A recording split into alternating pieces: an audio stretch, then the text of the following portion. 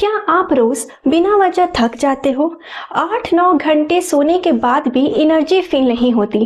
क्या हाथों और पैरों में झंझनाहट या नंबनेस होती है? क्या मेमोरी पहले से वीक होती जा रही है या कई बार तो चक्कर भी आते हैं?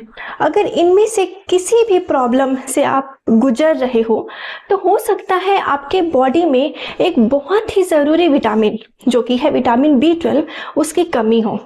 और शॉकिंग बात तो ये है कि इंडिया में हर 10 में से 7 लोग विटामिन B12 डिफिशियंसी से सफ़र कर रहे हैं, लेकिन ज़्यादातर लोग इसको समझ ही नहीं पाते, इसके सिम्टम्स को पहचान ही नहीं पाते। तो इस वीडियो में हम जानेंगे कि विटामिन B12 क्या है, इसके सिम्टम्स क्या क्या होते हैं, कौन से ब्लड टेस्ट कराने से इसकी डिफिशियंसी का पता चलता है और कौन से फूड से आप B12 नेचुरली रिकवर कर सकते हैं।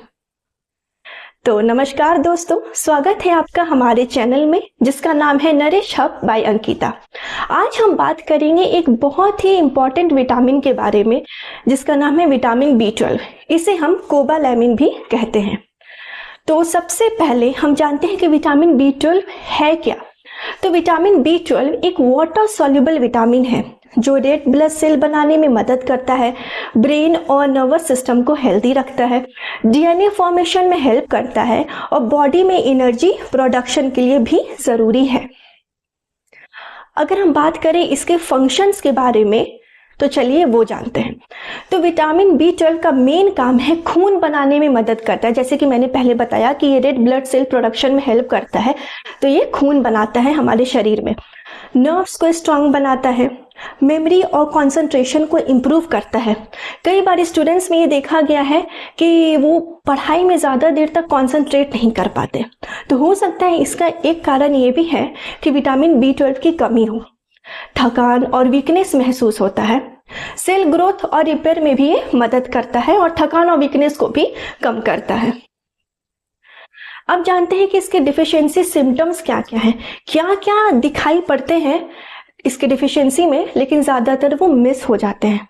तो जैसे कि ज़्यादा थकान महसूस होता है, कमज़ोरी लगता है, चक्कर आते हैं, हाथ पैर में झंझनाहट होती है और ये भी देखा गया है कि आपके पैरों की जो उंगलियां होती हैं वो नंब हो जाती हैं, यानी कि सुन्न हो जाती हैं, मेमोरी वीक होने लगता है, मूड स्विंग्स होते हैं, डिप्रेशन जैसा फील होता है, बात बात पर चिड़चिड़ापन लगता है, स्किन जो है आपका वो डल होने लगता है और आंखों के नीचे डार्क सर्कल्स आ जाते हैं।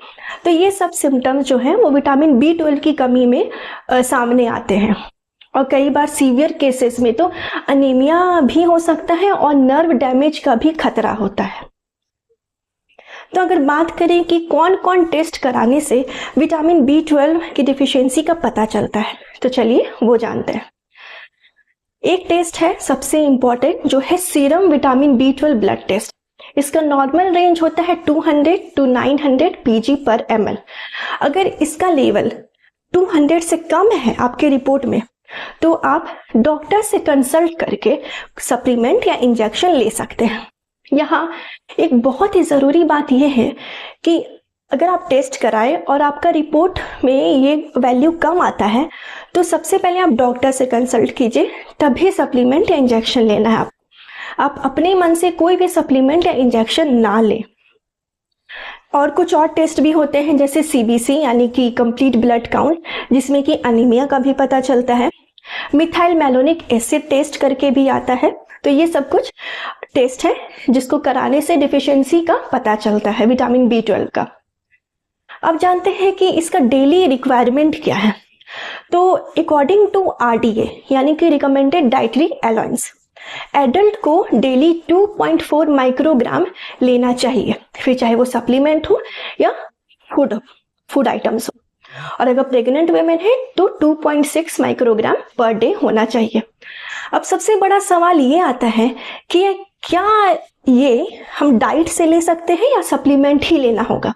तो बिल्कुल हम इसकी कमी को डाइट से भी नेचुरली रिकवर कर सकते हैं। तो ये दोनों में पाया जाता है, वेजिटेरियन सोर्सेज में भी और नॉन वेजिटेरियन सोर्सेज में भी। अगर हम वेजिटेरियन सोर्सेज की बात करें तो है डेयरी प्रोडक्ट्स जैसे कि milk, curd, paneer, cheese, fortified cereals, fortified plant milk जिसमें कि विटामिन B12 एक्स्ट्रा ऐड किया जाता है। और अगर नॉनवेज सोर्सेज की बात करें तो है egg, fish, chicken, meat, liver. Vegetarian sources बहुत ही लिमिटेड है, जिसके कारण ये देखा गया है कि जो वेजिटेरियन लोग होते हैं उनमें विटामिन B12 की मात्रा ज़्यादातर कम होती है, तो इसीलिए डॉक्टर उन्हें सप्लीमेंट सजेस्ट करते हैं। तो जाते जाते मैं बस ये कहूँगी कि आप अपना बैलेंस डाइट लीजिए, रेगुलर हेल्थ चेकअप करवाइए, डॉक्टर की सलाह के बिना सप्लीमेंट ना लें।